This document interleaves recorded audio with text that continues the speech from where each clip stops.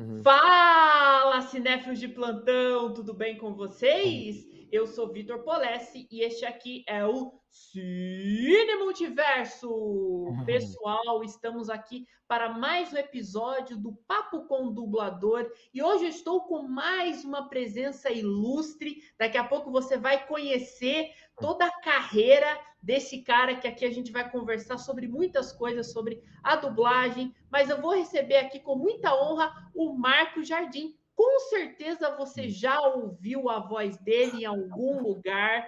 Se você gosta de Star Wars, eu vou dizer que eu Uhum. vou conversar com o Obi-Wan Kenobi e com o Luke Skywalker. Ele fez aí o Máscara Negra, né, da DC no caso, e também fez o Homem-Aranha Sem Limites, o desenho, Uhum. Animaniacs. Gente, olha, é um currículo gigantesco e fez vários atores como Mark Wahlberg, né, Ethan Hawke. Vamos dizer assim, é um currículo invejável. Então, eu quero Uhum. receber o Marcos. Marcos, muito obrigado por você ter aceito aí, topar, para a gente conversar um pouquinho sobre dublagem, sobre a sua carreira. E se apresente aí para a galera, seja muito bem-vindo. Bom, muito obrigado pelo convite, sempre é bom falar do nosso trabalho, né, eu acho que desde que começaram as redes sociais, a gente que só tinha a voz oculta ali, ninguém sabia a nossa cara, veio essa visibilidade, né, e é muito importante esse feedback, né, porque a gente sabe que tem muita gente que ama a dublagem, adora o trabalho do dublador, e tem gente que algumas pessoas criticam também, né, mas infelizmente eu acho que é a minoria. Então é um prazer estar aqui, sempre que eu posso eu gosto de dar uma entrevista, conversar para a gente divulgar o nosso trabalho, né, e o trabalho de vocês que chamam a gente também é super importante para manter esse contato com o público, né. Com certeza. E, gente, ó, vocês se inscrevam aí no canal, ative o sininho, as notificações, né? E é isso. Eu vou deixar aqui também todas as redes sociais do Marcos para você também seguir ele, tá bom? E agora vamos começar, Marcos. É que assim, eu Uhum. gosto de começar a entrevista dando um pouco de contexto, né?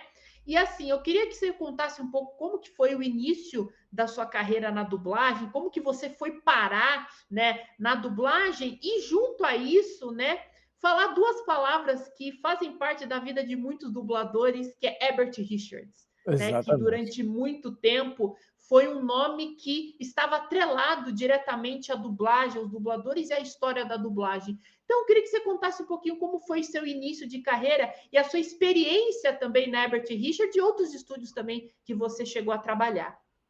Bom, eu já era ator antes e, por acaso, fazendo teatro, televisão, etc e tal, eu conheci, alguns dubladores que já dublavam, a Miriam Fischer, por exemplo, já dublava desde pequenininha, a gente fez teatro juntos, eh, o Héctor Zouin, algumas pessoas.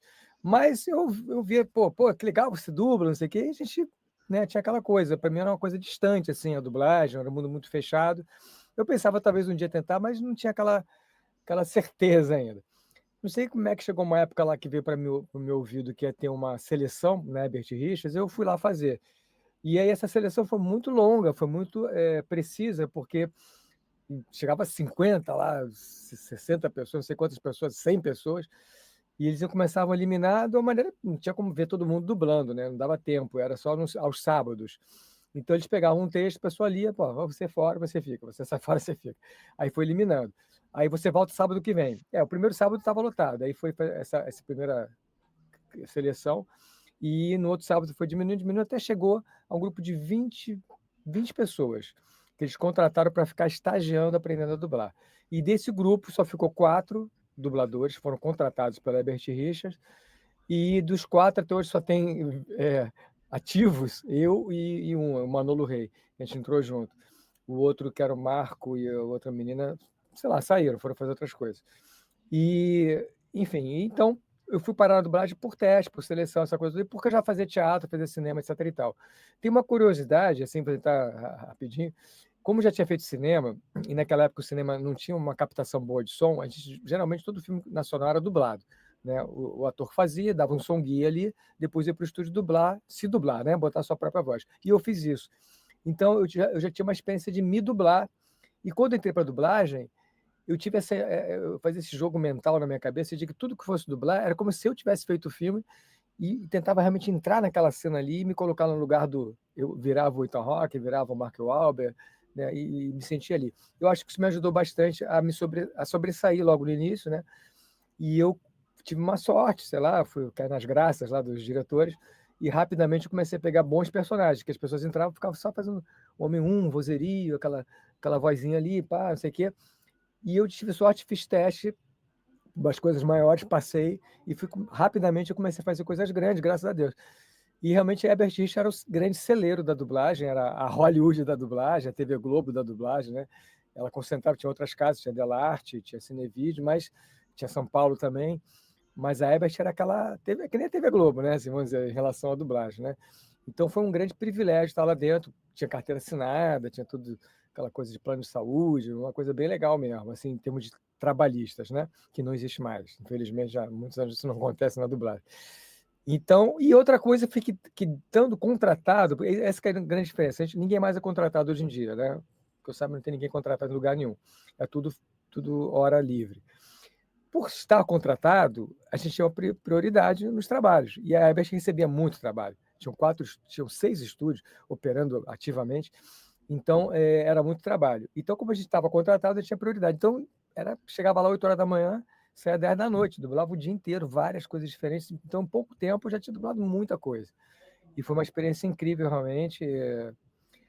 A dublagem ali era o celeiro mesmo. Eu ainda tentei manter junto com a dublagem, até hoje, eu tentava manter a dublagem com cinema, televisão, teatro, fiz peças durante esse período da Herbert Richards, fiz cinema, fiz televisão, pouca coisa, enfim. Até que eu fui realmente para a televisão trabalhar como assistente de direção e me afastei um pouquinho da dublagem durante alguns anos, Uhum. mas sempre dublando o Obi-Wan Kenobi, aqueles personagens fixos, os atores fixos, né? Volta e meia saia da televisão lá, ia lá, dublava, voltava para a televisão. E fiquei assim um período assim que eu fiquei dividindo bastante a dublagem, fiquei mais na televisão, como assistente de direção. Mas essa é a minha experiência geral. Muito legal, né? Quando a gente vai vendo essa história, né? Essa trajetória, né? O teatro é o berço de tudo, né? Sim, Através do teatro que você consegue migrar, porque assim, teve dubladores que vieram do rádio, né? sim. Teve essas transições, mas o teatro ele foi um celeiro também para dubladores, né? Você Aham. comentou o Héctor Izuin foi meu professor, né? Eu fiz Ah, dublagem e ele me ensinou, né, dublagem e tudo. Então, assim, é muito interessante a gente ver a trajetória, cada um tem a sua trajetória, às vezes algum vai para, como você disse, alguns dubladores que não continuaram no meio, foram para outras áreas, né, e alguns uhum. continuaram. Então, é muito interessante isso, né, toda essa história, essa caminhada, eu acho isso fascinante. Mas, Marcos, vou aproveitar e te perguntar uma Uhum. coisa mais pessoal, assim, né? Porque, assim, o dublador, ele encara tudo, né? Você pega documentário, você pega filme, série, Vozerio. novela, desenho, vozerio, um monte de coisa, né? O dublador tem sempre que estar preparado para o que ele for chamado. Eu quero perguntar para você se ao longo da sua trajetória, da sua carreira, teve algum formato que você gostava mais de dublar ou que você curtia mais, seja um filme, um desenho, uma série? Você tinha essa predileção ou para você o que viesse você gostava, você dublava? Não, olha só, a dublagem realmente a gente tem uma qualidade no Brasil muito boa. Então a gente pode dublar aquele reality que a gente acha que ninguém vê, o reality vagabundo, lá, não sei, lá, não sei da onde, sei lá. A gente dubla com o mesmo cuidado, com a mesma qualidade. Mas é óbvio, né? Eu, como sou cinéfilo, eu sou um cara do audiovisual, na verdade. Sou do teatro, mas do audiovisual, eu amo audiovisual, fiz curtas, eu dirigi curtas, escrevo roteiros, dirijo. Então, eu também sou diretor de dublagem, diretor de ator, de televisão, de audiovisual, e professor de dublagem, né? Então, tem essa coisa também didática, de analisar, de ver. Então, quando eu vou dublar, e é um filme que eu conheço, que eu conheço o ator, conheço o diretor, que eu já sou fã, quer dizer, eu sou muito um filme cult, um filme daqueles, né, um filme que sobressai.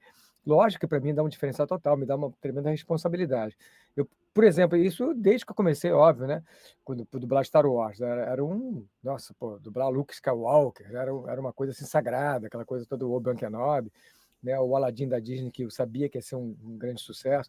Então tinha todo um cuidado e eu tinha consciência, como outros dubladores também, que era uma coisa especial. Apesar de a gente fazer tudo bem, tudo a gente tem que fazer bem, esses aí tinham uma coisa a mais, uma coisa que a gente, né, ia se jogar de cabeça, jogar um talento a mais, procurar mais, enfim, ia ter mais cuidado, ir mais fundo na interpretação, enfim. E isso desde aquela época até hoje. Eu dublei agora há pouco tempo, que acabou de lançar agora na Star Plus, na Disney, Uma Família Perfeita, que eu tive a honra de dirigir a dublagem. Eu não ia trabalhar, eu só ia dirigir, mas um dublador do protagonista não pôde fazer, que era o que ele já tinha feito esse ator outras vezes, e eu acabei tendo que fazer até por causa do tempo, tudo eu fui fazer também, adorei, que tinha a ver comigo. E eu fiz esse ator que eu nunca tinha trabalhado antes, que é um ator maravilhoso. Eu não sei nem falar o nome dele direito, sei que é Mark Duplass. Mark Duplass. É um ator maravilhoso, ele é bom pra caramba. Eu nunca tinha feito ele.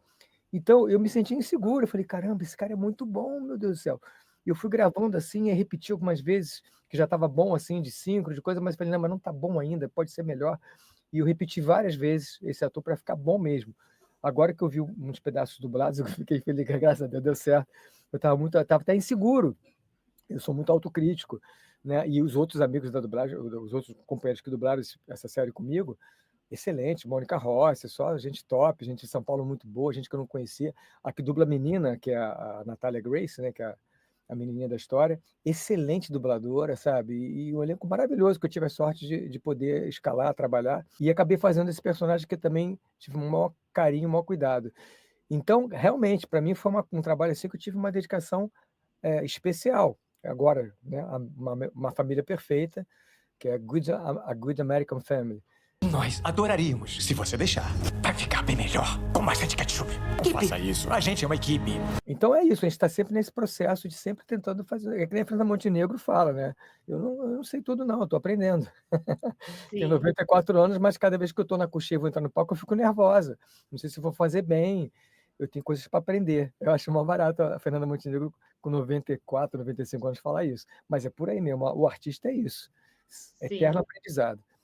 Sim, eu compartilho da sua visão, Marcos, porque eu também sou cinéfilo, eu amo cinema, então, assim, eu fico imaginando, né, quando alguém que é cinéfilo e dubla e vai pegar um filme com um ator legal ou um diretor que você já conhece, tem toda aquela expectativa, poxa, eu Pô, vou dublar o filme desse cara, pô, eu vou fazer esse ator. Então, isso é uma coisa muito legal para quem tem também essa bagagem, para quem também não vai lá e dubla, assim, mas tem toda aham, uma bagagem de cinema, do audiovisual. Então, isso é muito legal. Isso dá mais gosto, né? Porque você faz o papel mais motivado, assim, você dá o seu melhor. Não que nos outros casos as pessoas não dão o seu melhor, não é isso. Mas eu aham. falo que há um gostinho a mais, assim, há aquele, Porque aquele a, feeling. a fonte é boa, né? Você está dublando um cara que já é Sim, muito bom, o cara ganhou o Oscar de ator. Você vai dublar aquele cara, pô, o cara já é muito bom, você tem que ser bom o mais próximo possível de tão bom quanto ele. Você está fazendo a voz dele em português, né? Então você tem que fazer tão bem quanto ele, não tem jeito. com certeza. E aí, dando uma ramificação nesse assunto, né? Você tem um currículo extenso, assim, você foi diretor de dublagem, professor de dublagem, enfim, né? Mas especificamente na parte da dublagem, do ato de dublar. Para você, o que é mais difícil? Porque a gente sabe que a dublagem ela é todo um processo e ela é um processo complexo porque ela tem várias coisas que você tem que prestar atenção, que você tem que administrar, seja sincronia, seja atuação, seja você prestar atenção, você olhar o texto, tem vários elementos, né? O tempo também. Eu queria perguntar para você o que para você é mais complicado ou mais difícil na dublagem quando você vai dublar. Assim, tem algo que você tem certa dificuldade? O que para você é mais difícil no ato de dublar? Ó, eu acho que é o seguinte, o trabalho do ator, em primeiro lugar, uma coisa que fique bem claro, eu sempre bato, toda entrevista sempre falo isso, o dublador não é uma profissão, a dublagem não é uma profissão isolada, o dublador não é uma profissão. O que existe é atores que fazem dublagem. Então, antes de qualquer coisa, tem que ser ator profissional para poder dublar profissionalmente. Lógico que tem fandom, não sei o que lá, mas profissionalmente, você vai dublar um filme real para botar no cinema, na televisão, tem que ser um ator profissional com registro profissional, né, etc e tal. Então, realmente, essa é a base. Não assim, como você falou, até quando eu entrei na Prepper, eu também percebi isso. Tinha gente que vinha do rádio teatro, tinha gente que vinha do teatro, tinha gente que já vinha do cinema, da televisão, que foi saindo da televisão, fez pouca coisa na televisão e depois ficou só na dublagem, aqui, mas passou por essas coisas todas. E tem gente que nunca tinha feito teatro, televisão, cinema, nada, ou era locutor de rádio, ou não era nada, era outra coisa, mas tinha um registro de ator porque fez um curso, sei lá, para tirar o registro, e era ótimo. Eu falei, pô, então eu não posso discriminar, não posso, assim, ter preconceito da pessoa que não faz teatro, não faz cinema, não sei o quê, que é um ator só de dublagem, mas porque ele também é um ator. Eu até falei isso com o Márcio Seixas, que é um monstro da dublagem que eu amo, grande amigo, tudo. Eu tive um podcast dele também. E o Márcio falou, cara, eu sempre pensei, via pessoal lá, vocês lá, você, a Mirinha Ficha, chegando do teatro para dublar, saindo da dublagem para ir para o teatro, não sei o quê. Tinha um encantamento com isso, mas eu não consigo subir num palco. Eu acho que eu seria um horroroso num palco, não sei onde botar a mão, não sei mexer, não sei o meu corpo. E eu nunca fiz teatro, entendeu? Mas eu fico seduzido pela ideia, não sei o quê. Eu falei, sim, Márcio, você é um tremendo ator. Eu tenho certeza, se você se dispusesse a fazer teatro ou televisão e cinema, que eu tenho certeza, quase que eu chamei ele para fazer o negócio, você ia fazer muito bem, porque você é um ator. Só que você se especializou na dublagem, entendeu? Então, tem atores, tem dubladores realmente que não fazem outras atividades como ator, além de dublagem, mas que são excelentes, excelentes. Pô, o Guilherme Briggs, para mim, que é o Wagner Moura da dublagem, o Briggs nunca fez teatro, nunca fez nada, ele é um artista, e ele é maravilhoso, e assim, eu tenho certeza, eu já também pensei em pegar ele para fazer um curta, não sei o quê, que ele faria super bem um audiovisual, entendeu? Enfim, é uma questão só de se sentir à vontade, mas assim, mas o ator está nele, então é isso. O mais importante é ser ator. Então, a dificuldade da dublagem que tem que ter uma. Ah, sim, aí tem uma questão. Tem atores, né, de televisão, de cinemas aqui, que não conseguem dublar. Não tem, não. Bom, não conseguiam, né? Porque agora com o computador ficou muito mais fácil tudo. Você bota a voz, que nem o cantor que não cantava afinado, né? A Xuxa, sei lá, cantar. Bota o tune lá, afina tudo e o cara passa a cantar lindamente, afinadinho. Uhum. Porque está passando por um processo, né, técnico que botou o cara afinado. A dublagem hoje em dia é quase a mesma coisa. Você pode dublar tudo fora e o cara vai lá tentar botar no lugar e acaba botando no lugar. Então, aquela dificuldade do sincronismo facilitou muito para o geral. Mas antigamente a gente dublava o que a gente fazia no estúdio, e eu peguei essa época, ficava para a eternidade. Não tinha como mexer, editar um ponto ali, adianta essa fala aqui, corta. Não tinha como. A gente fazia um filme inteiro de ponta a ponta, que ia inteirinho para ser exibido daquela maneira que estava dentro do estúdio, né? Porque era magnético, não tinha como cortar, não tinha como editar, fazer nada. Então, quer dizer, ali sim, realmente você tinha que ter o sincronismo dentro do estúdio. Não tinha nada para te ajudar de ferramentas como tem hoje em dia, né? O computador bota a longa fala, corta, estica, não sei o quê. Então, nessa época eu sentia que tinha atores maravilhosos, atores muito bons, que, nossa, com essa coisa do sincronismo se atrapalhavam todo e não conseguiam desistir de dublar, entendeu? Então, eu acho que o ator dublador, o ator que faz dublagem, dubla bem, ele tem uma coisa específica no processo mental dele, criativo, sei lá, e de trabalho, que ele não se espanta com essa coisa do sincronismo, com as restrições, porque até como eu dou aula de dublagem, eu dando aula, eu fui desenvolvendo muita teoria, que eu comecei a pensar a respeito, né? Comecei a questionar, pô, por quê, né? E uma coisa que é assim que eu falo, para o ator que é o ator de teatro, o ator de cinema, que está acostumado a pegar um texto, decorar e fazer ele livremente, a dublagem podia ser uma limitação muito grande, porque é um trabalho que está pronto. Então ele podia se intimidar, que aconteceu com alguns atores, né, mais célebres assim, eles, pô, como é que eu vou entrar naquele ator ali? Eles se empacavam com aquilo. Eu pensei, como é que então a gente faz o dublador bom? O meu processo individual é me colocar no lugar dele como se eu tivesse feito aquele trabalho, em primeiro lugar. E segundo, o ritmo dele, as pausas, o tom que ele deu ali, em vez de ser uma limitação porque eu tenho que imitar, que eu sempre falo, o dublador não pode ser um papagaio. A primeira coisa péssima para um dublador aluno ou dublador iniciante é ser um papagaio que repete. Não, ele não pode repetir, ele tem que interpretar como se fosse ele, para poder ficar legal. Mas aí, o cara fez um ritmo lá, tem um tom lá, tem a expressão do cara, você não pode fazer diferente dele. Então, viver essa subjetividade assim, de que o que o cara fez lá é um caminho onde eu posso me apoiar com a minha interpretação. Então, a pausa dele, o ritmo dele, o tom que ele fala ali, se eu entender bem a proposta do personagem, o que está acontecendo naquela cena com ele, por que ele está falando aquilo naquele momento, que é a intenção daquela fala ali, se está claro para mim, se eu estou com aquela emoção ali, peguei aquela emoção, o que ele fez lá vai ser o meu apoio para fazer do meu jeito e vai ficar sincronizado. Então, a parte técnica que é sincronizar,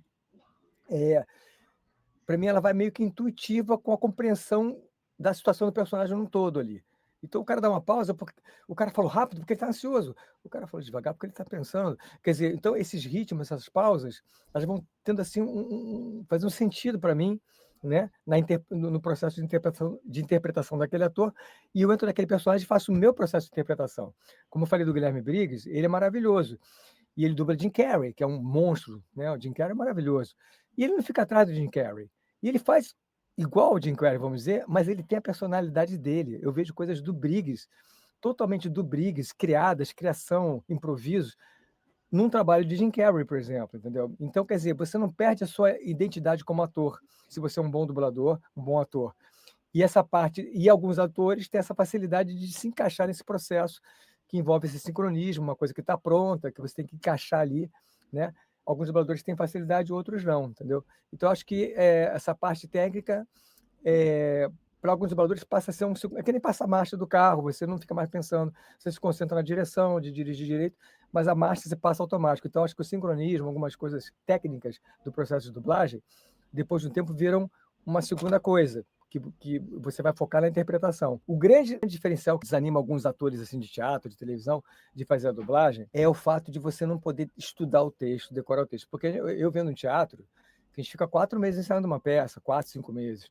A gente vai fazer uma novela, tem reunião de leitura, você lê aquele personagem várias vezes. Você, antes de gravar a cena, você passa com o diretor a cena, você ensaia a cena e sai 2, 3 vezes até gravar. Então, você tem aquele texto na sua cabeça, você, né?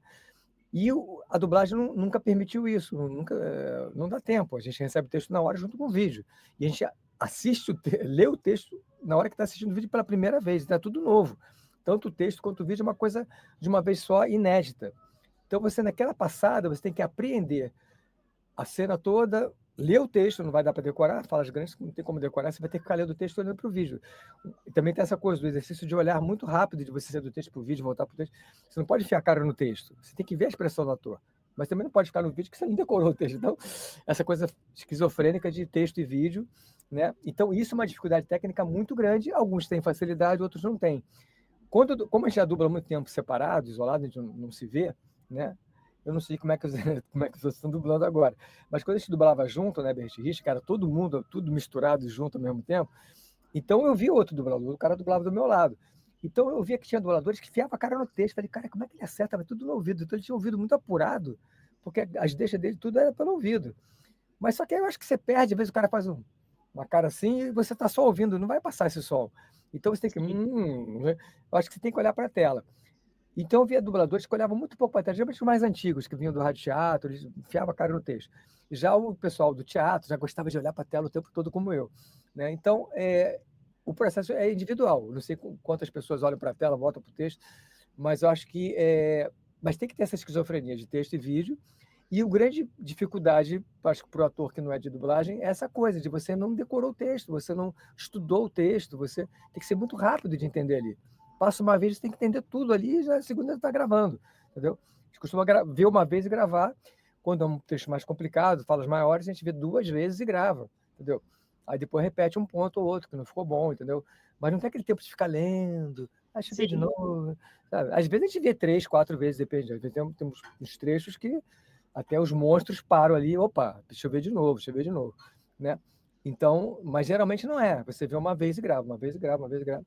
Então, essa rapidez desse processo de aprender, interpretar, entender, emoção, acho que assusta alguns atores de outros meios, né, de teatro, televisão, cinema, e não conseguem se adaptar a isso.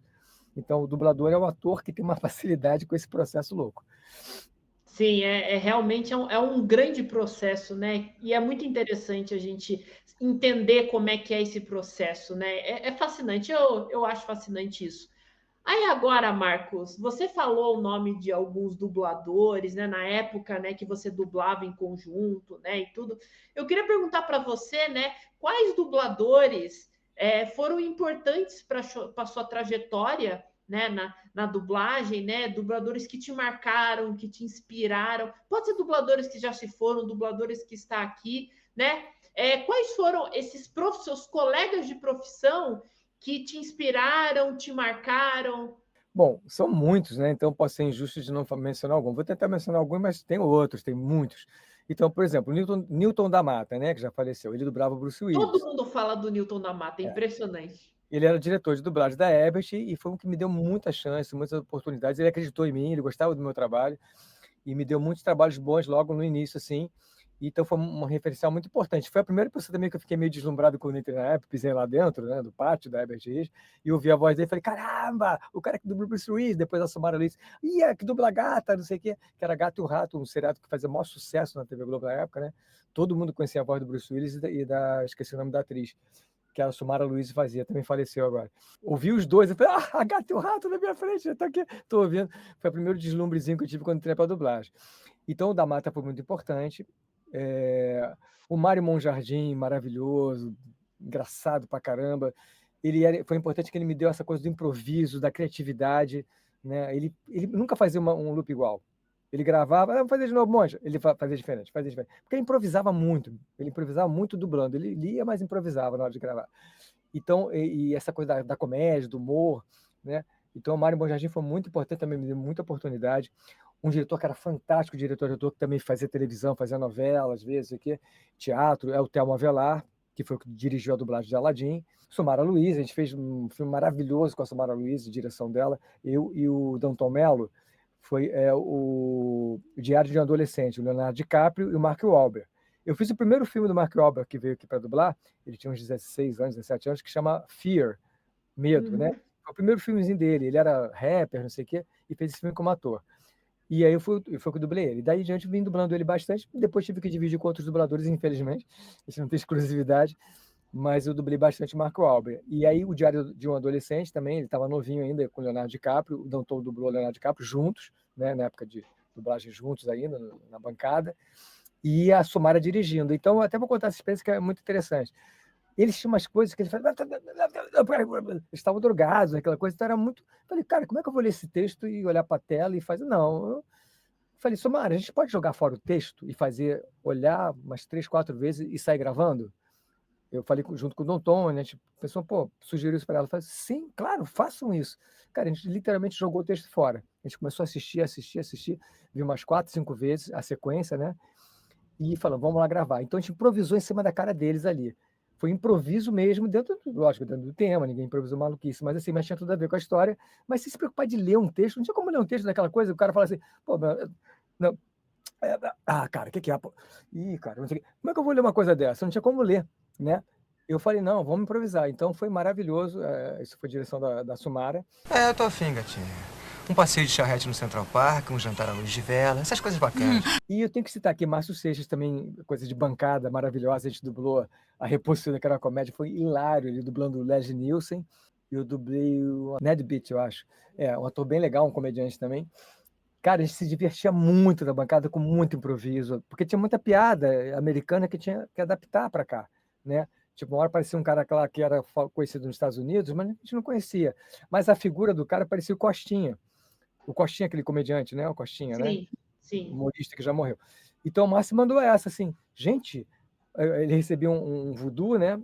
Que era dele mesmo, e o cara, nossa, estou parecendo não sei quem, era um cara americano que ninguém conhecia. Aí o Márcio mandou, nossa, mas aqui eu estou parecendo o Costinha, entendeu? Então na hora ele teve essa ideia de jogar, todo mundo conhece o Costinha no Brasil, na época o Costinha estava vivo, fazia programa de humor, fazia a escolinha do professor Raimundo, e aí foi uma explosão de gargalhada, né? Foi muito legal. Eu botei muito caco também, cantei uma música que estava na época famosa aqui, de rap no morro, não sei o quê. A gente brincava pra caramba. Então, Márcio Seixas foi uma puta referência também para mim, né, de dublagem. E o meu grande querido, grande Jorge Ramos, né, que eu tive a honra de fazer com ele ao ladinho, ele fez o Jafar. E logo em seguida a gente fez o Então Rock e o Klaus Maria Brandau, o Caninos Brancos, que é uma obra-prima assim, de dublagem, não por mim, direção do Thelma Avelar, e era praticamente eu e o Jorge o filme inteiro, né? O Ethan Rock e o Cláudio Maria Brandal, praticamente o filme inteiro. E a dublagem ficou tão perfeita que eu falei, gente, parece que eles estão falando português. Entendeu? Aí eu peguei e fiz o seguinte, eu há pouco tempo, quando vi o negócio da IA, para mostrar a diferença que uma dublagem viva tem para uma IA, que vai ser uma coisa sempre dura, sempre deixando a desejar, no termo da emoção, eu peguei, então, o Caninhos Brancos e fiquei alternando o inglês com o dublado, na mesma cena. Peguei uma cena assim deles, aí começava em inglês, dublava, fiquei alternando as vozes, assim.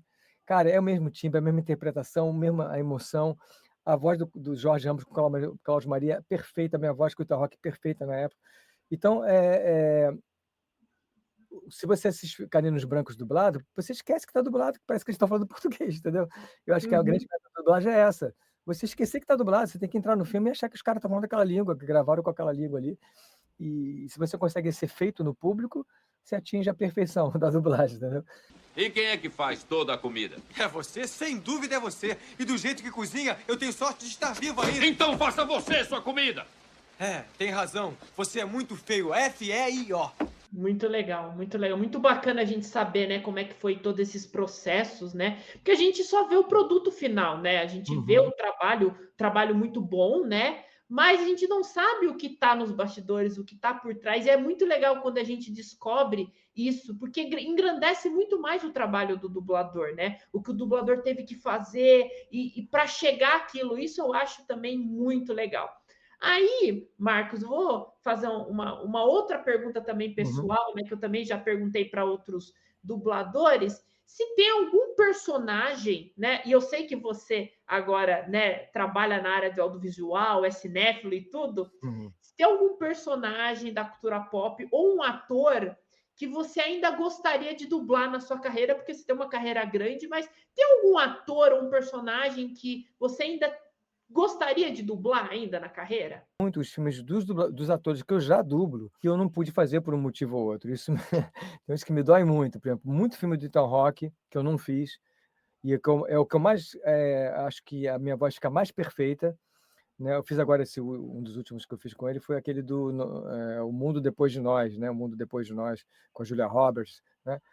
E ele tá velho agora, ele tá falando mais assim, eu fui também na vibe dele, mas ele no Caninhos Brancos, que ele tava um adolescente, Sociedade dos Poetas Mortos, né? Foi o primeiro filme que eu dublei dele, foi o primeiro filme que eu vi dele aqui no Brasil para dublar Sim, também. já vou comentar sobre esse trabalho, eu separei Pois é, esse trabalho. esse trabalho foi incrível, na bancada ali, depois tem uma história curiosa desse trabalho, com o Celton Mello que dublou o outro menino. E o Ethan Hawke eu acho perfeito, então, quando eu vi o Ethan Hawke sendo dublado por outros atores, que eu acho que não tem a ver, sabe, não só a questão da voz, mas o feeling, o tom, não tem a ver com o Ethan Hawke. Eu fico, pô, podia ter feito esse filme. Então, o Ethan Hawke, o Mark Wahlberg, eu queria dublar todos os filmes dele. O Mark Wahlberg, para mim, é moleza também. Eu acho que eu só fazer que eu entro nele fácil. Então, muito filme do Mark Wahlberg eu perdi, né?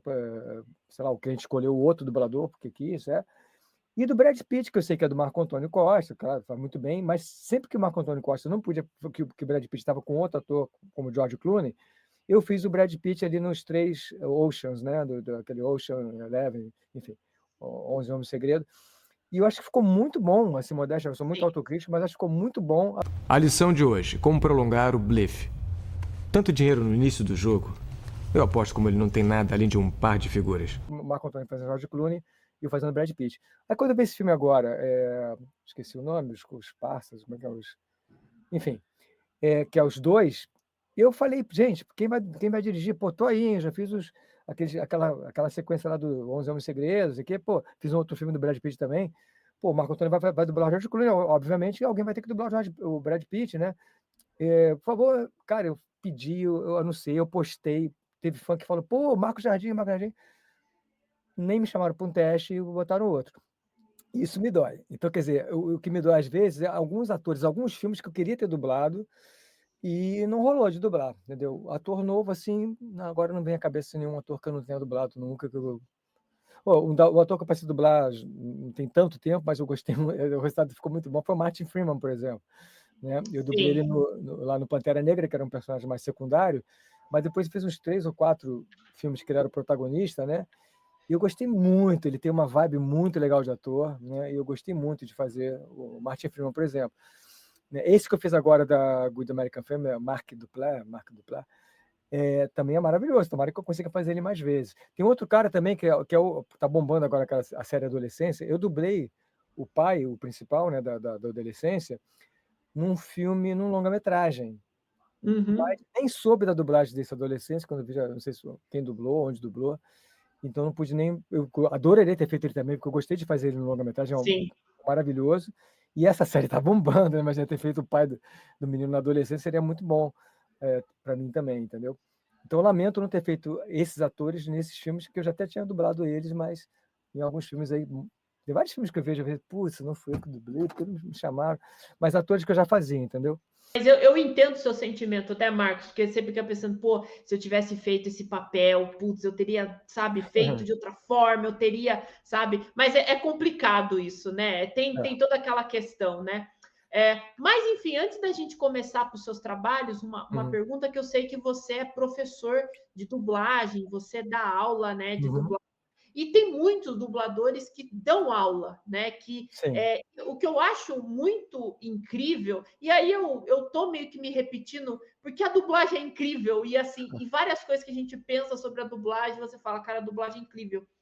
Cada dublador tem um método de ensino diferente, sabe? Sim. Tem uma história, uma vivência. Você, tipo, você pode fazer curso com, sei lá, com 100 dubladores que são professores, você vai aprender um pouquinho de cada um que você não aprendeu no outro. Isso eu acho muito, muito fascinante. Eu queria perguntar para você, como que você lida com a questão, porque a questão de ensinar é uma responsabilidade muito grande, porque você está formando novos profissionais para entrar nesse mercado.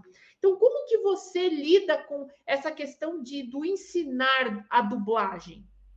Bom, eu sempre, minha carreira toda, desde que comecei a trabalhar como ator no teatro, eu sempre tive um interesse teórico também, de observar e de dirigir. Eu sempre gostei de dirigir teatro, né? Comecei dirigindo teatro, depois dirigi audiovisual. Então, esse lado da direção é um lado meio professoral. Então, você desenvolve teorias, você gosta de explicar, você gosta de ensinar, né? Então, a aula de dublagem foi uma coisa que eu fugi durante muito tempo, porque eu estava na televisão, não tinha tempo, e a aula de dublagem me prender. Então, eu preferia dublar do que me prender com um tempo de aula de dublagem. Quando, né, as coisas ficaram mais difíceis assim, em outras áreas, tive que, né, abrir mais o meu leque de opções, a aula veio, o pessoal me pediu, pô, eu quero dar aula, tá, vou dar aula. Eu já dava aula de audiovisual, eu sempre gostei, durante 8 anos, aula para atores, para preparar atores para câmera, né, para audiovisual, tanto para cinema quanto televisão. E era muito legal, eu tenho 100 e tantos vídeos lá no meu canal do YouTube, feito com alunos, né, de cenas de novelas, de séries, de filmes. E para mim era um barato aquela coisa de gravar com os atores, com os alunos, que eu gravava como se fosse para valer. Eu fazia para valer, eu fazia todos os eixos, editava, sonorizava. Então, foi uma experiência bem legal. Durante uns 7, 8 anos, eu fiquei dando aula de audiovisual. Então, a dublagem me dava uma preguiça de dar aula de dublagem. Não, ficava adiando. Quando ficou assim, ficou inviável dar esse curso de audiovisual, ficou caro, muito cansativo, e as pessoas não tinham como pagar, não sei o quê. E aí eu fiquei um tempo mais ocioso e falei, então eu vou dar aula de dublagem. E aí veio a pandemia. Eu cheguei a dar uma aula presencial um tempo em 2 lugares, e depois veio a pandemia, me sugeriram, vou fazer aula de dublagem online. Eu falei, isso não vai dar certo, mas aí simultâneo com a aula, veio a dublagem profissional online, né? O pessoal começou, não, temos que gravar, quem puder fazer um estúdio em casa, vamos dublar de casa durante a pandemia. Aí começou, eu fui um dos primeiros, eu gosto de mexer com tecnologia também, comecei a comprei microfone, comprei não sei o que, isolei um armário que eu tinha lá grande, fechei ele todo. Hoje em dia tem um quartinho aqui que já virou meu estúdio, esse aqui é onde eu dublo. E, inclusive, hoje em dia eu dublo 90% remoto, e dirijo também 90% remoto, né? Graças a Deus que a gente precisa sair de casa, pegar um trânsito. Às vezes, as casas de dublagem, tem casa de dublagem no centro da cidade, tem casa de dublagem em Curicica, tem casa de dublagem em Jacarepaguá, tem casa de dublagem na Copacabana.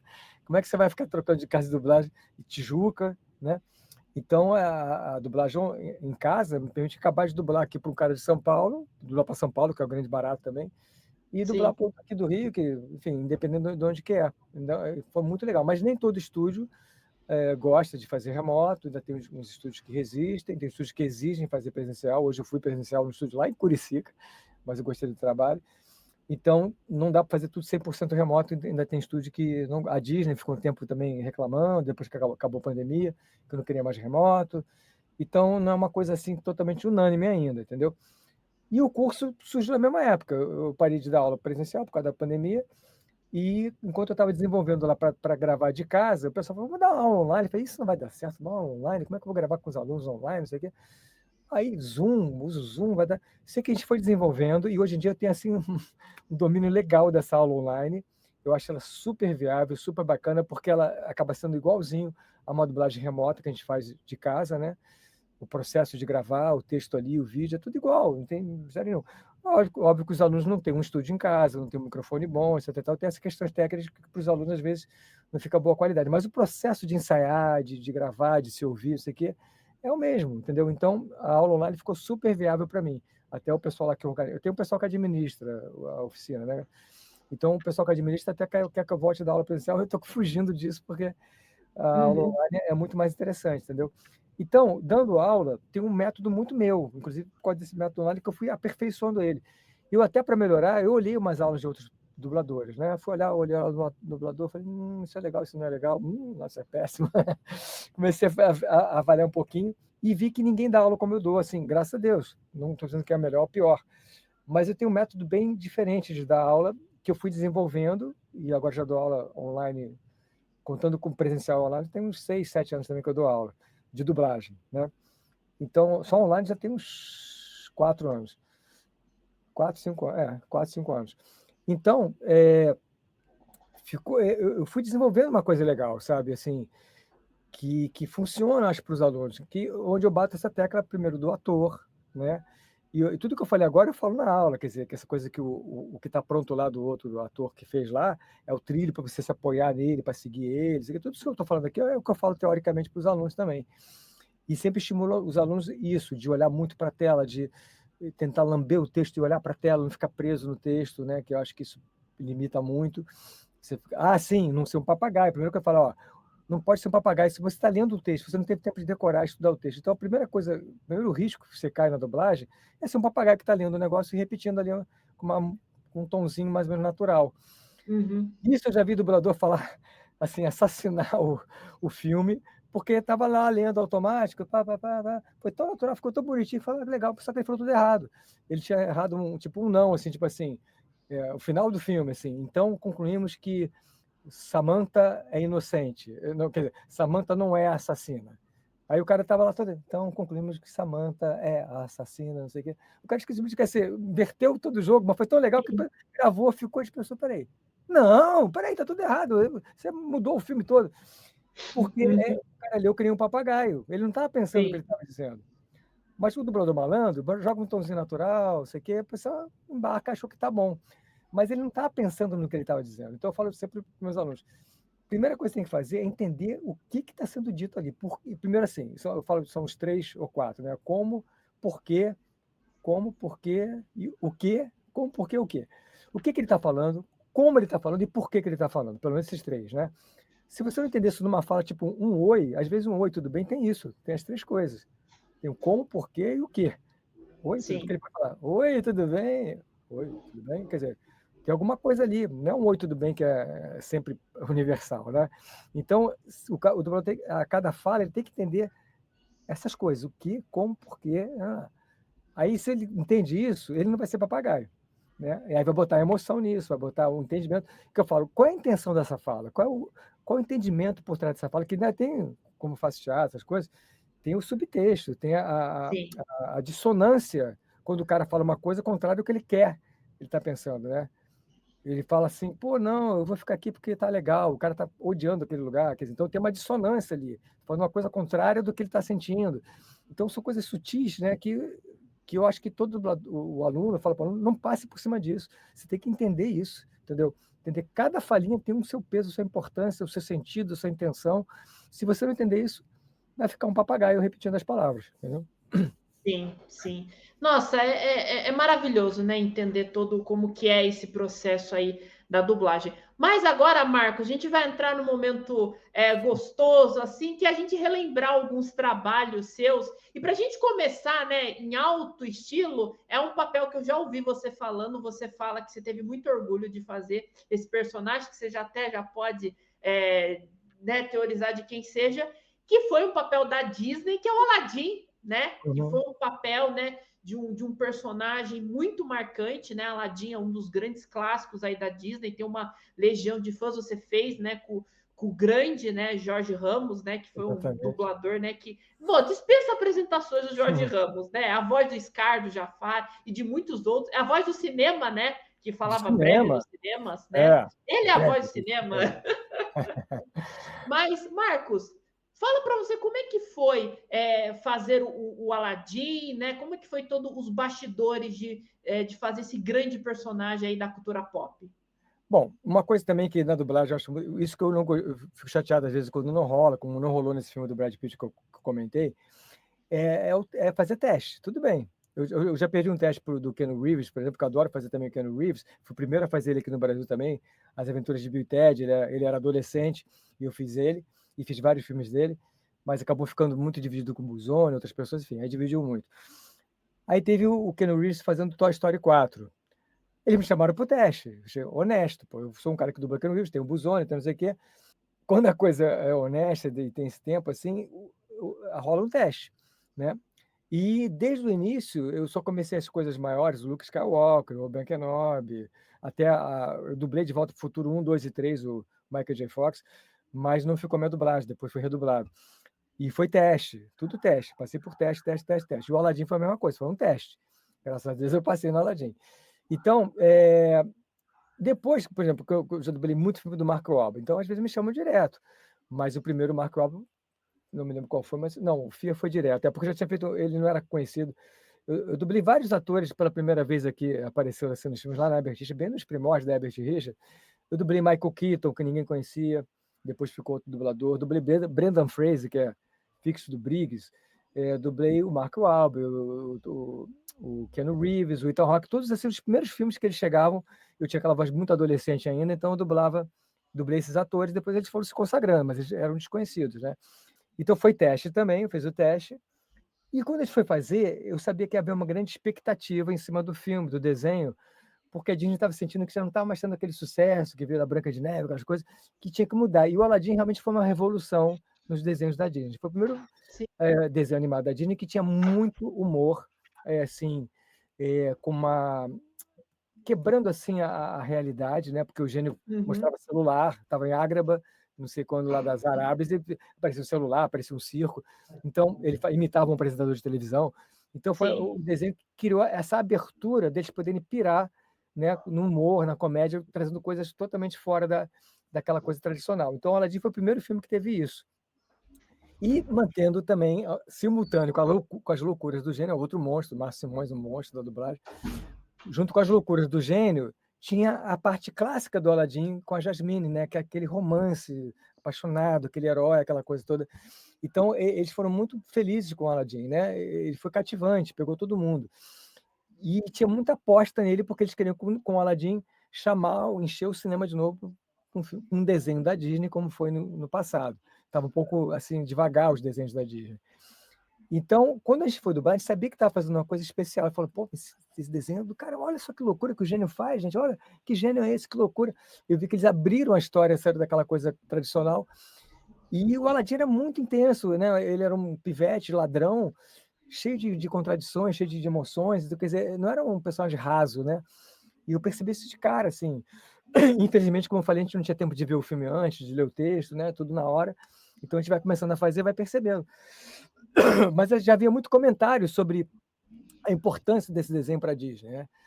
E a gente dublou, se envolveu bastante, adorei fazer, e tudo junto, né? A gente até dublou, foi o último, acho que foi um dos últimos que eu dublei, com película, assim, um papel de película mesmo, rodando ali numa projeção, num projetor, uma telona, que nem faz no Hollywood, né? Aquela telona de cinema dentro da Delarte, e a gente dublou para tela de cinema mesmo, com projeção. Não foi magnético, nem foi vídeo, nem nada. Então, e juntos, né? Então, eu do lado do Jorge Ramos, do lado da Silva Guarbeira, do Pádua, enfim, foi incrível.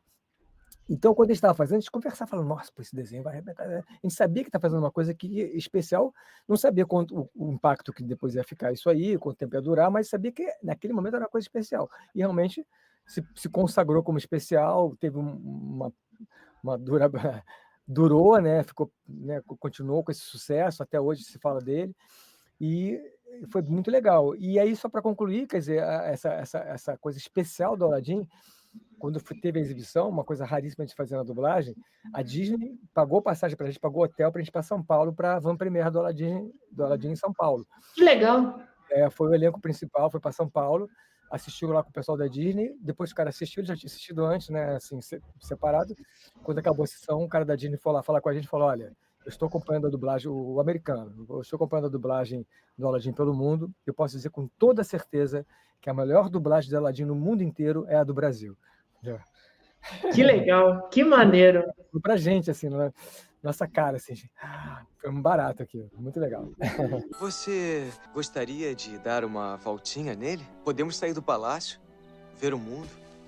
Você confia em mim? E sem modéstia, a nossa dublagem merece, né? Incrível, Porque merece, o trabalho de dublagem no Aladdin foi fantástico. Você mesmo mencionou todos esses grandes nomes aí, né? Tem o que dizer, tem o que dizer. E aí, Marcos, você também fez um outro personagem, né? Um personagem de ação, né? Que é o Jason Bourne, Matt Damon. Matt E Damon, você aí, né? Não sei, acho que são 5, 6 filmes, eu acho. Eu queria perguntar para você, né, como é que foi o processo de fazer o Jason Bourne, né, o Matt Damon?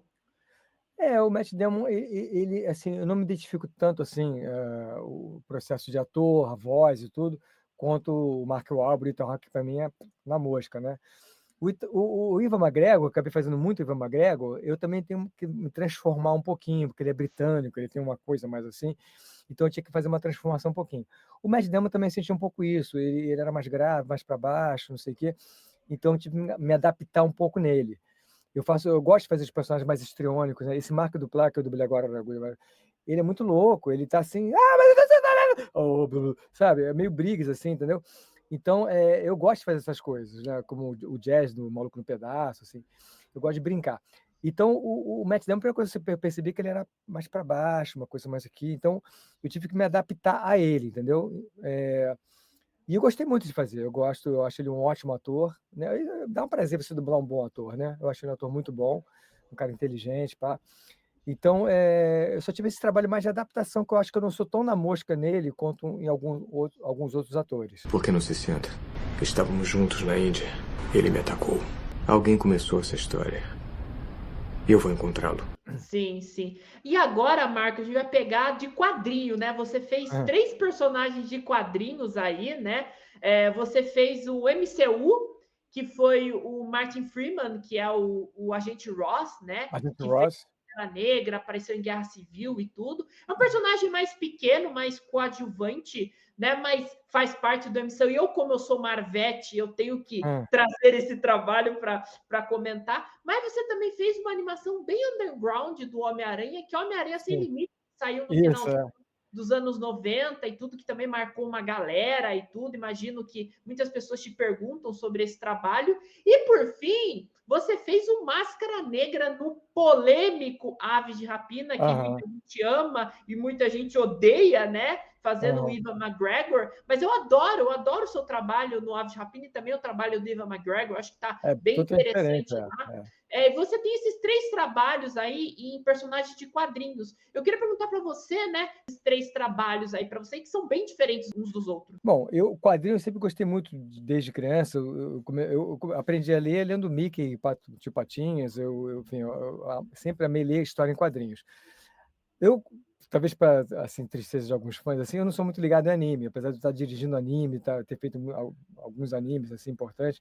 Eu não sou muito ligado em anime, sei lá, não me interesso muito. Acho que tem até alguns bem interessantes. Eu dirigi a dublagem do Gugu Loser Rangers. Não sei como é que ficou em português. É bem interessante, né? Eu falei, nossa, que anime doido. Mas eu não sou muito ligado assim, entendeu? Então eu pensava assim, por exemplo, mas, você falar do Sete Pecados, não sei o que, legal. Para mim era mais um trabalho. Então, na verdade, o Homem-Aranha, apesar de eu gostar muito da história em quadrinho, eu também não estava muito ligado em assistir os desenhos naquela época. Foi a época da Herbert Richards. Como eu te falei, durante um bom tempo ali, eu chegava 8 da manhã às vezes e saía de noite. Então, eu dublava muita coisa. Eu almoçava lá, aí tinha um intervalozinho, às vezes cochilava no estúdio, depois ia pro outro, aqui, às vezes ficar direto. Aí, quando eu pegava, por exemplo, uma série tipo Power Rangers, sei lá, a gente fazia de 8 às 15 Power Rangers. Aí tinha uma novela mexicana, Topázio, sei lá. Aí de 15 às 22, sei lá, emendava, 15 às 22, Topázio. Então eu ficava o dia inteiro só para dublar esses 2 trabalhos. E às vezes eram coisas espalhadas pelos estúdios, enfim. E o Homem-Aranha foi um desses, no meio desse bolo de coisas. Tem muita coisa que eu não lembro mesmo que eu dublei. Às vezes os fãs ressuscitam ali. Um cara botou para mim lá o Billy Idol, dublando o Billy Idol. Eu falei, caramba, eu dublei o Billy Idol, eu tô lembrando, que é um cantor, nem é ator. Aí lembrei do Brendan Fraser, Michael Keaton, que alguém botou também, porque era muita coisa no mesmo dia, às vezes dublava 5 produções diferentes. E o Homem-Aranha foi no meio desse bolo assim, de muita coisa. Então eu não conseguia pensar muito no Homem-Aranha, entendeu? Eu gostava, porque eu lia quando era criança, que achava bacana estar dublando o Homem-Aranha, mas não sentia assim, eu tô dublando o Homem-Aranha, com toda essa reverência que eu acho que o pessoal bota assim, né, nesse personagem, que eu acho que bota pro William Contreifer, né, que ele é o clássico Homem-Aranha, né? Ele marcou bastante por causa dos longas e tudo. E eu só fiz o desenho, então eu não senti tão assim especial de estar fazendo Homem-Aranha, assim. Mas eu vi que para os fãs assim, de dublagem marcou, foi uma coisa que ficou um carinho ali. Eu acho bacana isso. Eu fico feliz que o pessoal se lembre disso e comente isso. Enquanto isso, John Jameson tá sozinho numa espaçonave com os 2 caras mais loucos deste lado do universo. Do Ross, também, que é o Martin Freeman, que eu também não conhecia, foi bacana fazer. Lindo conto de fadas, mas Wakanda é de terceiro mundo, tá? E você roubou todo o vibrânio. A Máscara Negra, que é o Ivan McGregor, né? Eu adorei, porque eu faço o Ivan McGregor lá todo Jedi, né? O Obi-Wan Kenobi, e de repente ele fala, porra, caralho! Sei que ele esculachava mesmo, né? E foi um filme que eu pude esculachar legal, assim, de palavrão. Falar de tudo que tinha que falar, eu falava mesmo no filme. Não sei se fizeram uma versão mais light depois, eu não me lembro se eu tive que fazer. Não, acho que foi do Father Stewart, do Mark Wahlberg. Também tinha um monte de palavrão, depois tive que redublar para ficar 2 versões, uma com palavrão, uma sem palavrão para a TV Globo, passar domingo à noite lá para a família. Mas o Aves de Rapina não, acho que a Rapina ficou só a versão para valer mesmo. Eu adorei poder falar, porque é muito chato você falar, que droga! Pô, o cara tá lá falando palavrão, né? Xingando, seu filho da mãe. Pô, é horrível isso para dublagem, né?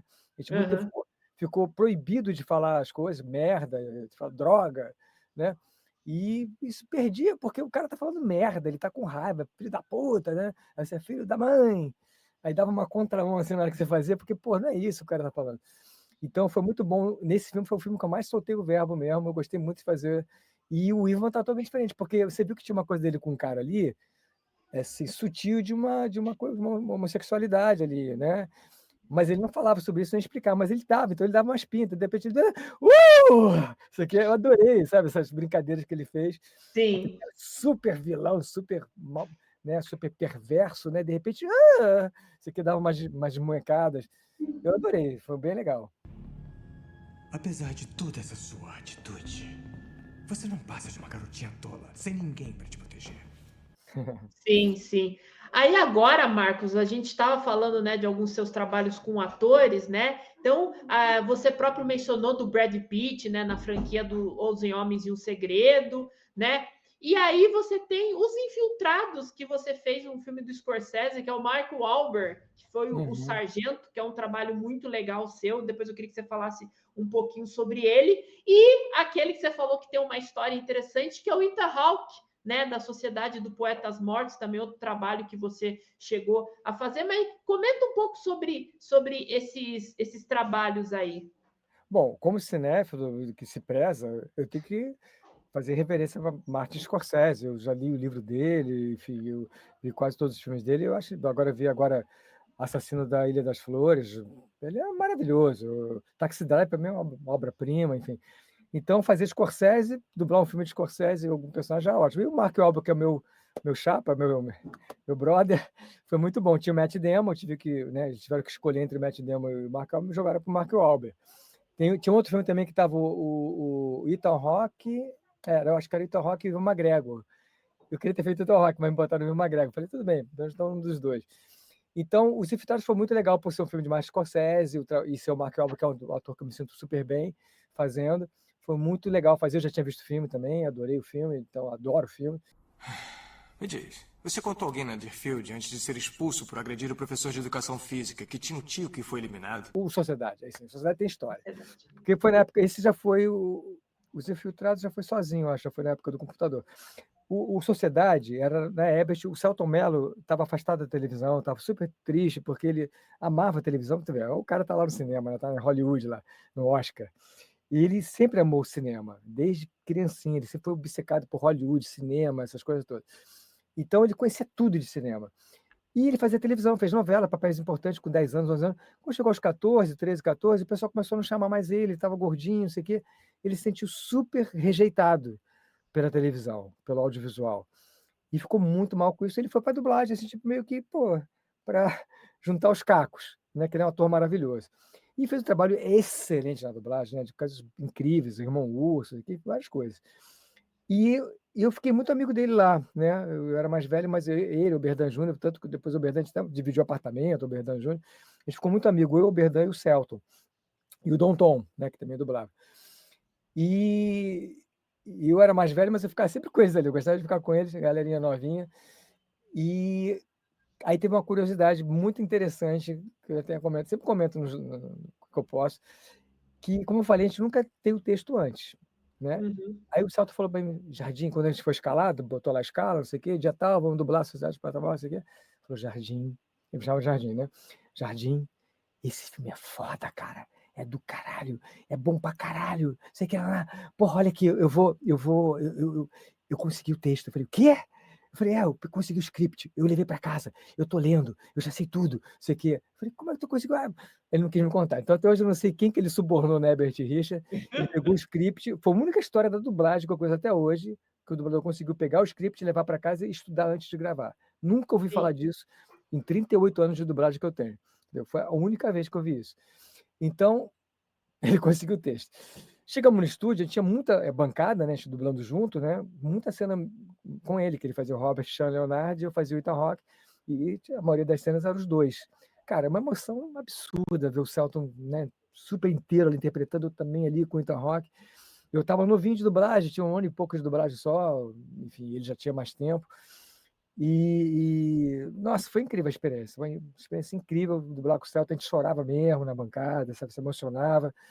E eu acho que o trabalho, isso foi para o trabalho, né? O Roberto, esqueci o nome, já faleceu também, que dublou o Robin Williams, também fez um trabalho lindo, muito bonito o trabalho do Roberto. E eu acho que a dublagem de Sociedade de Patamar também é um primor, sabe? Toda a galera jovem que dublou ali, muito talentosa, o Berdan Júnior, eu acho que o Danton fez alguma coisa também. E o filme é muito bem dublado, entendeu? Muito bem dublado. E para mim foi uma emoção enorme fazer o Ethan Hawke ali, novinho, né? 17 anos, sei lá. E o Celto do meu lado ali, com 14, 15 anos, sei lá. Monstro total, maravilhoso. Foi uma experiência inesquecível, assim. Foi muito bacana. Você chuta, bate, ele nunca cobre ninguém. E desde o momento em que chegamos chorando até o momento em que partimos morrendo, ele só vai cobrir o seu rosto enquanto você geme, chora e grita. Pô, fantástico, né? Muito interessante essa história. Eu não sabia dessa história, Marcos. Obrigado por compartilhar essa história com a gente. Mas antes da gente chegar, talvez, o grande papel, né, que o Marcos é muito reconhecido e lembrado, tem 2 papéis de animação que eu acho interessante que você fez, que uma é uma animação da DreamWorks, que era Spirit, que eu assistia direto na minha infância, né? O Corcel Indomável, sabe? Era muito legal aquele filme, gosto bastante, até o DVD que você fez, né? E Animaniacs. Você fez também Animaniacs, que também é outro desenho também que está na memória aí da galera, se não me engano, foi o Aquo, né? O Aquo, isso. Isso. Ia para fora. E antes da gente ir para a grande estrela, né? Como é que foi fazer o Spirit e o Aquo no Animaniacs? Bom, o Spirit foi de tabela pelo Matt Damon, porque eu já estava dublando o Matt Damon em algum filme bem recente, e o Matt Damon que dubla o Spirit, que faz a voz do Spirit no original. Então foi de cara, quem dubla o Matt Damon, Jardim, pum, fui direto, não fiz teste nem nada, na carona do Matt Damon. Então, e foi muito legal, porque não tinha boca, não tinha sincronismo, então era realmente a pura interpretação ali, né? A pura emoção, você não tinha preocupação do síncrono, né? Mas eu procurei seguir, mas mesmo assim, só para o pessoal saber, ainda mais hoje em dia que tem as waves lá, o pessoal tem produtor que é píssico, fica olhando wave, então a gente tem que seguir, mesmo que esteja em off, esteja narração, a gente não pode fazer do jeito que a gente quiser, a gente tem que seguir lá as pausas, o ritmo mais ou menos, não pode passar. Mas nessa época, mesmo assim, mas não tendo a boca, a labial, já fica mais livre, então você já só se concentra na interpretação, e é uma narração, né, cheia de emoção, eu corri naquela, então, quer dizer, foi muito bacana que eu me senti bem livre como ator, parecia que eu estava fazendo teatro, né, e eu cheguei nele pelo Matt Damon. Dizem que o cavalo selvagem é o espírito do Oeste. Se o Oeste foi conquistado ou perdido, cabe a você decidir. O Aquo, tenho quase certeza que foi teste, né? E foi bem legal os Animaniacs eram incríveis porque era um deboche, uma irreverência absurda, né, para um desenho. Era muito mais adulto, né? Acho que as crianças não entendiam nada, um monte de referência de Hollywood, enfim, era para adultos, né? E tinha a questão das canções, né? Então eu adorei, porque eu gostava de cantar, e todo episódio da Animaniacs tinha uma canção, às vezes tinha um episódio inteiro só de canções, Uhum. então a gente dublava as falas, depois marcava um estúdio com a diretora musical, na época era a esposa do Mário Monjardim, a Branca, e a gente ficava lá gravando as músicas, né? Aí só música, canção. Então eu adorei por causa da canção também, que a gente podia cantar as músicas. Até hoje, quando a gente fez agora, 10 anos depois do Animaniacs, né? Que lá na Delarte. E aí foi isso, o Animaniacs foi muito legal, foi teste também, adorava aquele humor, aquela irreverência deles, né? E a questão das canções para mim foi muito legal poder cantar, né, na dublagem, né? Fica quieto, o Eu Russo vai cantar. Ele desafinou esse refrão inteiro. Sim, foi bem legal. São 2 trabalhos seus que eu acho muito bacana e que precisavam, né, a gente comentar um pouquinho. Mas agora, Marcos, a gente tem que falar da franquia que talvez tenha a maior legião de fãs da história, né? E que com certeza, onde que você passe, você encontrar um fã de Star Wars, quando você fala, é o Obi-Wan Kenobi, é o Obi-Wan Kenobi. Ou alguns mais das antigas, é o Luke Skywalker, né? Que você conseguiu a proeza igual o Pádua Moreira, porque Pádua Moreira também teve essa proeza de fazer 2 personagens dessa franquia e ficar marcante pelas 2 vozes, né? No caso do Pádua Moreira foi o Darth Vader e o Palpatine, no seu caso foi o Luke Skywalker e anos depois o Obi-Wan Kenobi. Então, para você, como é que foi? Primeiro pegar o Luke, dublar o Luke, e aí depois ter essa surpresa de pegar o Obi-Wan Kenobi e ficar mais marcado pelo Obi-Wan Kenobi. Como é que foi o processo dos dois? Comenta sobre esses 2 papéis aí. Pois é, o pessoal me pergunta muito como é que foi acontecer isso, 2 protagonistas de uma franquia, eu fui acabar dublando os 2. Então, foi teste. Eu fiz teste pro Lucas Skywalker, na época eu também estava bem novinho ainda de dublagem, e tinha uns dubladores bem, não vou falar os nomes para não ficar, mas dubladores feras, assim, disputando comigo. Geralmente são 3, né? Pegam 3 dubladores para escolher um. E eu falei, caramba, os 2 são fera ali, pô, sei o quê, mas eu passei no teste pro Lucas Skywalker. Segundo, me disseram, fui escolhido pelo próprio George Lucas lá nos Estados Unidos, né? Ele ouvia as vozes e ele escolheu. Então, o próprio George Lucas me escolheu para o Luke Skywalker. E foi ótimo. Eu adorei fazer o Mark Hamill. Eu me identifiquei completamente com a juventude, com a coisa heróica, a coisa da descoberta que tem no Luke Skywalker através do Mark Hamill, que eu achei um ator maravilhoso também. Então, amei fazer, né? E graças a Deus foram 3 filmes, 3 longas. Opa, voltou. Foram 3 longas, né? E tudo bem. Aí passou um tempo, né? Eles fizeram. Na verdade, eu dublei o primeiro filme. Fui dublar, nem sabia que ia ter o segundo e o terceiro. A gente dublou, que na verdade é o episódio 4, 5 e 6, né? Então a gente dublou o episódio 4, mas era o primeiro filme. Então, eu dublei o primeiro filme, beleza. Assim, vai ter outro filme do Lucas Skywalker. Pô, beleza. Aí veio o 5 e o 6. Passou um tempinho, veio o 1, 2, 3, que já era, né, lá para trás, com a história do Obi-Wan Kenobi. Me chamaram para o teste porque eu tinha feito dublado o Ivan McGregor num filme, uns 2 filmes antes. Me chamaram para o teste porque era Ivan McGregor. Aí eu passei no teste, entendeu? O pessoal lá da Lucasfilm não percebeu que o dublador do Brasil era o mesmo do Luke Skywalker. Gravei o Obi-Wan Kenobi, tudo bem, e ficou assim durante um tempo. Quando veio lançar a Disney comprou a franquia, sei lá, e foram botar os 6 lá junto, fala, caramba, o cara que dublou o Luke Skywalker é o mesmo que dublou o Obi-Wan Kenobi. Pô, são 2 personagens icônicos, não sei o quê, como é que vai fazer? O filme também está dublado analógico, vamos fazer uma dublagem, vamos redublar tudo, vamos redublar digital. Então eu resolvi redublar todo o filme. Então eu redublei tudo de novo do Obi-Wan Kenobi, que eu já tinha dublado, para ser digital, porque tinha dublado em analógico.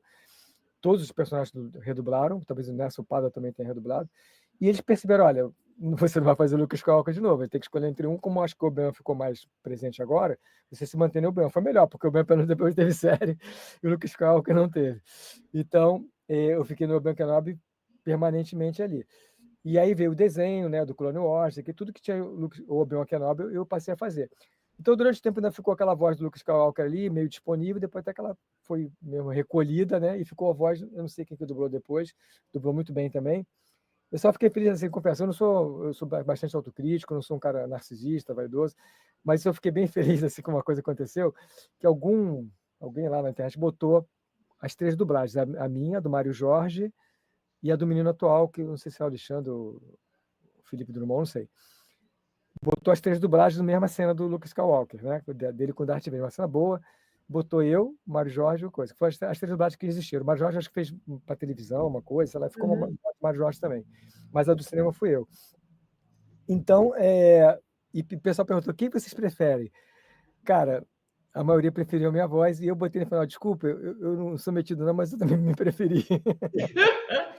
Sabe, o Mário Jorge é maravilhoso, o menino fez muito bem Sim. também, mas, cara, mas eu achei que eu estava tão dentro do Mark Hamill ali, que eu falei, pô, a minha dublagem está muito boa ali, cara, está muito boa, entendeu? Agora só tenho que encontrar o tal Yoda, se é que ele existe. É realmente um lugar estranho para encontrar um mestre Jedi. Alguma coisa que me é familiar. E eu não sou assim, por exemplo, o Jason Bateman, eu acho que o Hélio Ribeiro faz melhor do que eu, mas eu já fiz muito Uhum. Jason Bateman, as pessoas gostam também de eu fazendo Jason Bateman, acho a pegada de humor que eu boto, não sei o quê, eu acho que eu peguei a vibe dele depois de um tempo, mas eu acho que o Hélio Ribeiro faz melhor que eu, entendeu? Se botar o Hélio Ribeiro e eu falar, o Hélio Ribeiro faz melhor o Jason Bateman.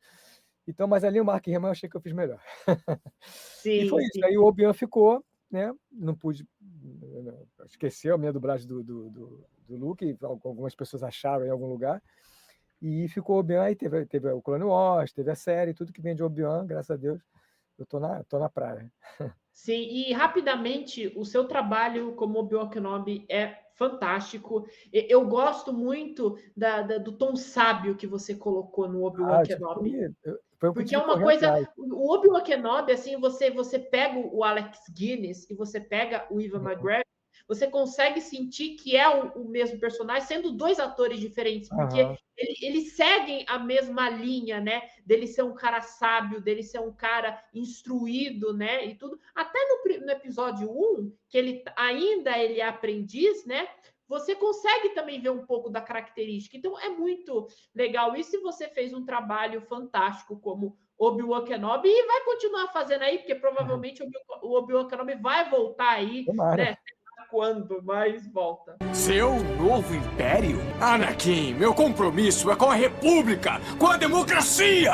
É só uma curiosidade, quer dizer, eu acho que o Obi-Wan Kenobi foi pelo menos o meu, não sei se outros dubladores, um personagem mais longo de dublagem que eu fiz, né? Desde o primeiro filme dele até agora a série, passaram 20 e poucos anos. Então, eu envelheci junto com o Ewan McGregor, junto com o Obi-Wan Kenobi. O Ewan agora está quase com a idade do Alec Guinness, né? Então ele vai juntar com o personagem do Alec Guinness, né? Se ele fosse fazer agora, já faria o episódio 4, né? No lugar do Sim. Alec Guinness.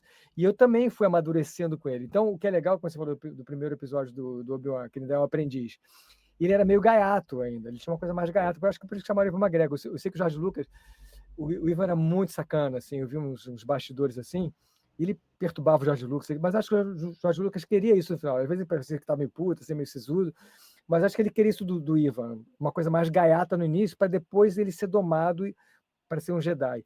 Então ele começa mais gaiato, mais rebelde, mais safadinho, não sei o quê, e vai tomando aquele tom sábio já no segundo, e no terceiro ele está totalmente já naquele espírito, e chega no último, o Obi-Wan quase Alec Guinness, né? Então eu tive esse processo junto com ele, né? Um outro filme que eu adorei também, essa coisa do processo de acompanhar o ator, foi o Christopher Robin, da Disney também, com o Ewan McGregor, porque ele tem um processo dentro do filme, né, de amadurecimento. Ele está lá, tudo ferrado lá, pai de filho, trabalhando, e preso aquela criança que ele era, aí vem o Pooh, aparece, Pooh, não sei o que lá, e ele vê que ele tem que amadurecer, se tornar, ao mesmo tempo que ele tem que se tornar um adulto, tem que encarar o mundo adulto, real, ele também vê que ele pode se manter as origens na infância dele, que é o Pooh. Então tem todo um processo durante o filme, um arco mesmo de transformação do personagem, entendeu? Que o Ivan fez muito bem, e eu adorei poder acompanhar ele nesse arco, assim, entendeu? Como o Obi-Wan também teve. Então foi muito legal esses 2 trabalhos, por essa mudança do personagem durante o processo, entendeu? Sim. Pô, sensacional. O Christopher Robin também foi um trabalho bem bacana. E é isso, gente. A gente está indo caminhando para o final da nossa entrevista, mas antes eu faço essa dinâmica com todos os dubladores que eu entrevisto, e é a pergunta final, e aí com certeza o Marcos, vou jogar essa pergunta para o Marcos, que é, Marcos, para você, o que dublagem significa para você em uma palavra? Uma palavra? Uma palavra, exatamente. Já que é uma palavra, arte. Ó, Dublagem é arte. bacana, bacana. Dublagem, segundo o Marco Jardim, é arte. Muito legal. Eu gosto dessa dinâmica, né? Porque tem dubladores que, né, trazem outras palavras e tudo. Então Aham, é maravilhoso essa uhum, brincadeira e eu termino a entrevista dessa forma mais leve, né? Para a gente uhum. realmente mostrar o quanto a dublagem ela é fantástica. Então, segundo o Marco Jardim, dublagem é arte.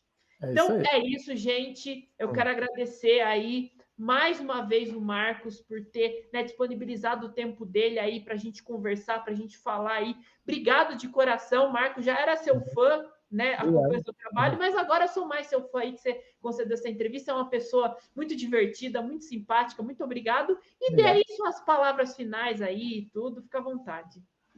Bom, a gente está tendo uma ameaça cada vez maior dessa inteligência artificial, né?